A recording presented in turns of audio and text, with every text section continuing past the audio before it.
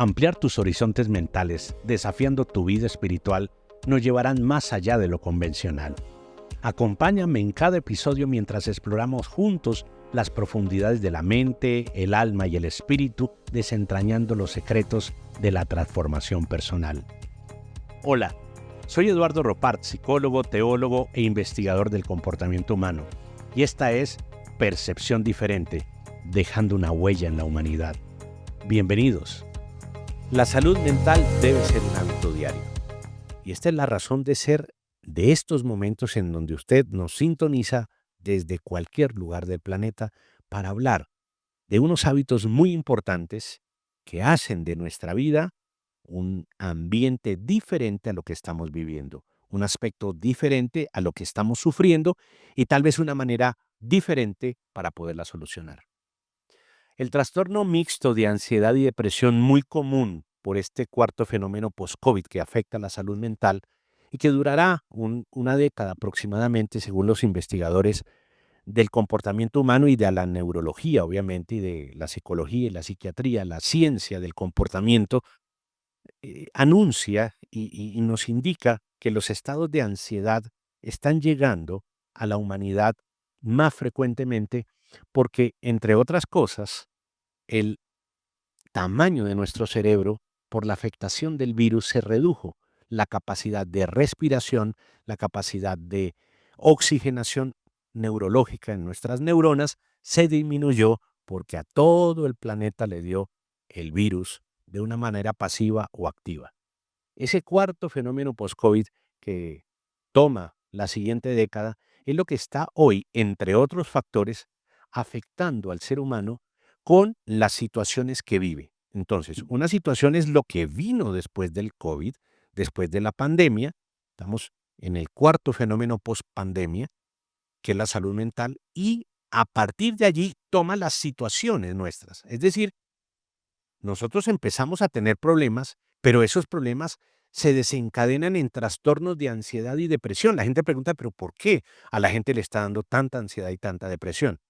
La población juvenil está afectadísima con este tema y ni qué decir, obviamente, la población en donde ya tiene unas responsabilidades de hogar, de familia, de trabajo, de salud, etcétera. El miedo, la culpa, que han sido motivo o tema de anteriores episodios, les invito a observarlos, tiene un tercer elemento que lleva obviamente al trastorno de ansiedad y depresión.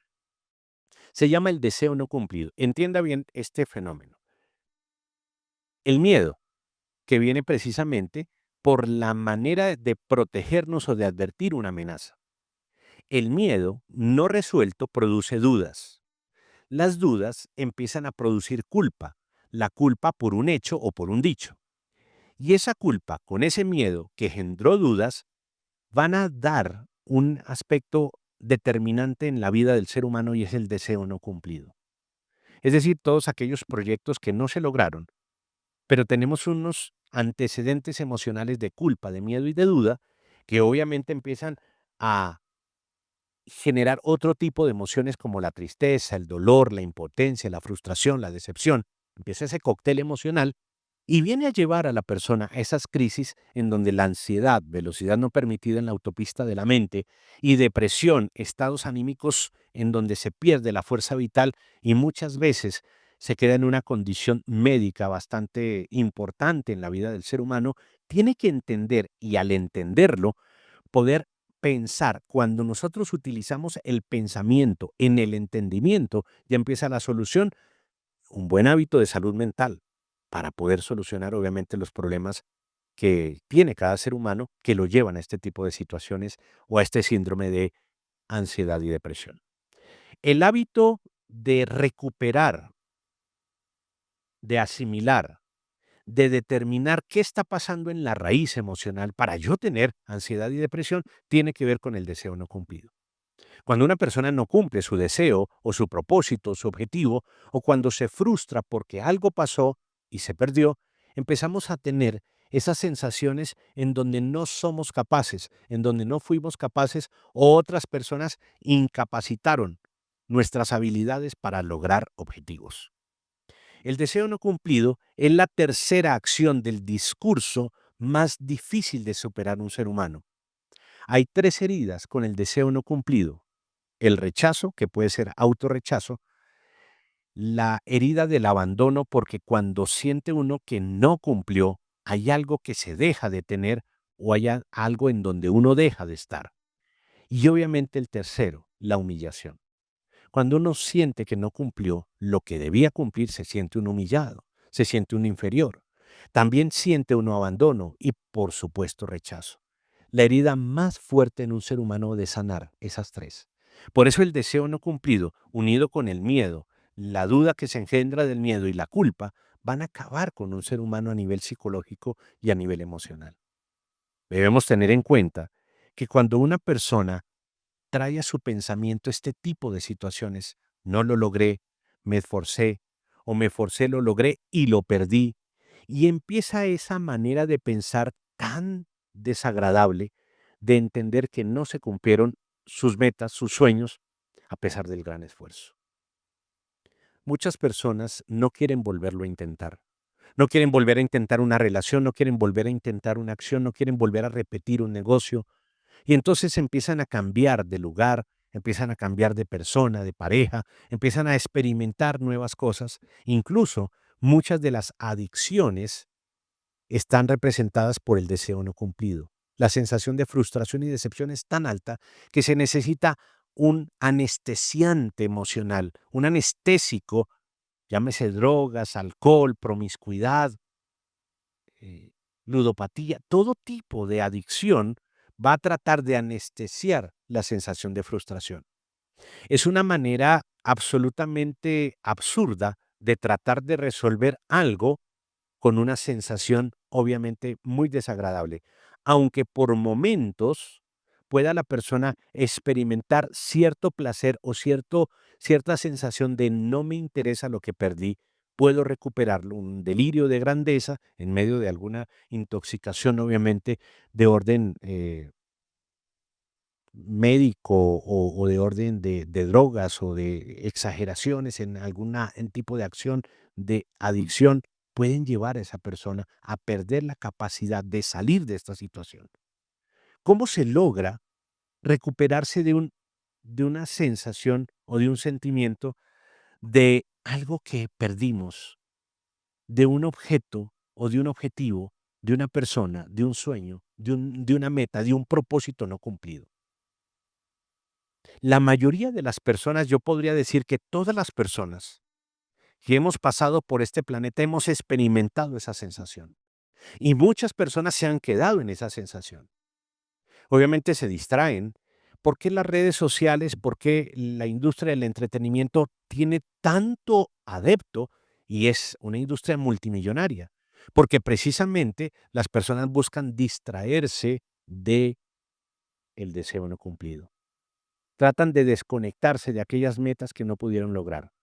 Otra cosa es tener un rato de entretenimiento y de distracción y obviamente de cambio de acciones, pero cuando tenemos una dificultad y tratamos de distraernos para desconectarnos un poco del efecto, estamos utilizando mal la distracción, y lo que se necesita en ese momento es un buen pensamiento. El pensamiento tiene mala fama, ¿sabe? Y le digo por qué. Porque si yo le propongo a usted un negocio y usted me dice: déjeme pensarlo, ¿usted qué está pensando cuando le dicen déjeme pensarlo? Es decir, que lo va a dudar, que no está convencido, de que tiene que evaluar otro tipo de situaciones y que posiblemente le pueden decir que no. Es decir, el pensamiento, cuando alguien dice déjeme pensarlo, es porque no hay una decisión y posiblemente la decisión no sea la mejor. Cuando hay alguien convencido, dice sin lugar a dudas lo hago. Entonces el pensamiento empieza a tener una mala fama, porque nosotros no educamos a la gente para que piense, sino para que actúe.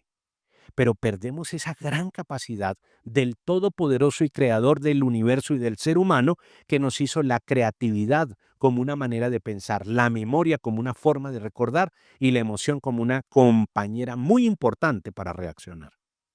El pensamiento bien entendido hace que la persona pueda elaborar un sentimiento y que pueda producir un comportamiento o, en su defecto, una acción psicodialéctica. El pensamiento permite que las personas utilicen las palabras precisas, y si tenemos palabras precisas podemos ser o tener acciones muy claras. Pensar es un ejercicio muy importante en cuanto a la recuperación del deseo no cumplido. Las personas no quieren pensar, porque cuando piensan, dicen que sobrepiensan, es decir, que se quedan repitiendo el pensamiento en una especie obsesiva, compulsiva o rumiante que hace caer la persona en una depresión o la lleva a una crisis de ansiedad. Atendí a una persona un día, un joven, con una crisis de pánico muy fuerte y me decía, doctor, hágame un favor, ¿cómo hago para quitarme ese pensamiento que se me repite incluso estando dormido?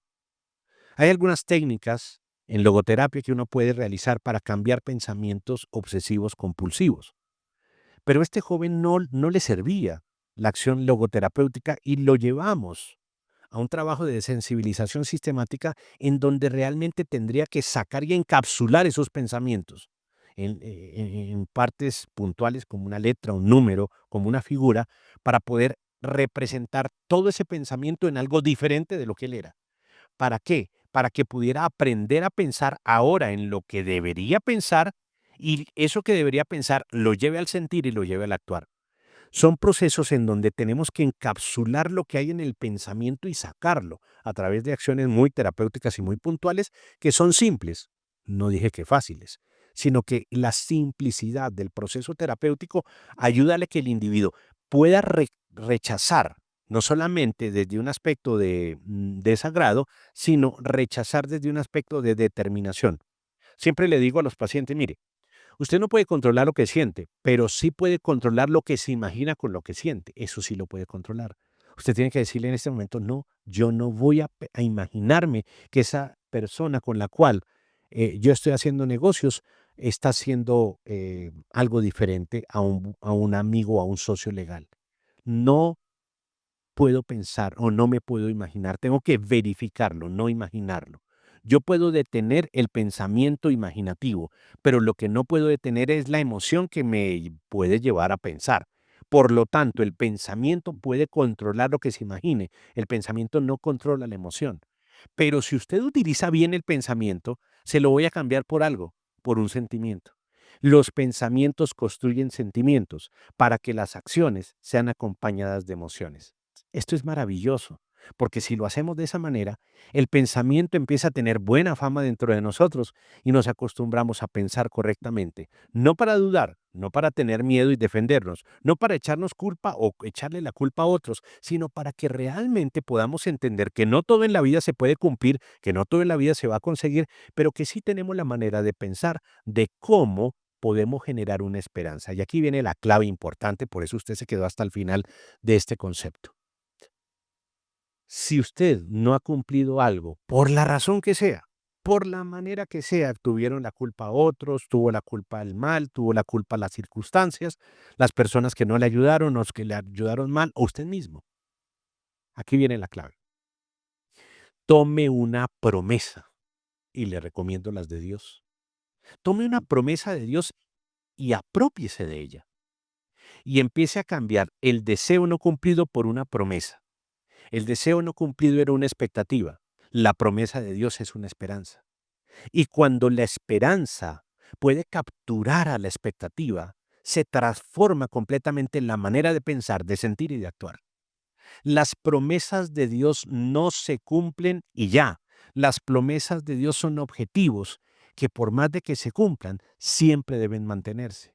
Por eso le recomiendo las promesas de Dios. Cuando usted lee las Escrituras, está llena de promesas. Promesas que tienen antecedentes de deseos no cumplidos, por eso Dios hace promesas. Es la respuesta de Dios a la frustración humana. Una promesa de Dios hace de la frustración una transformación y hace de la decepción que pase de la expectativa a la esperanza. Hay maneras muy importantes de salir de los estados de depresión y de ansiedad, y esta es una manera muy puntual, además muy espiritual, de lograr estos objetivos para el bienestar del ser humano. Practícalos, vívelos, compártelos con otros, porque es que hay una manera de sanarse y es entregando sanidad. Cuando tú le compartes a otros conceptos que aprendiste que te ayudaron a sanar, estás no solamente enseñando sanidad, sino sanándote a ti mismo. Por eso nuestro Señor Jesucristo sanaba y enviaba, no sanaba y se iban, como algunos pueden entenderlo. Cuando una persona se va sin lo que recibió, pero cuando una persona es enviada, se va con lo que recibió. Entonces es muy diferente irse que ser enviado. Y en este momento yo lo envío a usted con estos conceptos a que los comparta con otros. Diga, mire, la salud mental debe ser un hábito diario. Y aprendí que el deseo no cumplido, que produce frustración, ¿la frustración qué es? Pues un obstáculo que yo tuve para el logro que iba a obtener o el objetivo. Y la decepción qué es? Es aquella sensación de expectativa que tenía que no se cumplió. Cuando se unen las dos, nos anclan y nos dejan confundidos en un estado de depresión y en una crisis de ansiedad.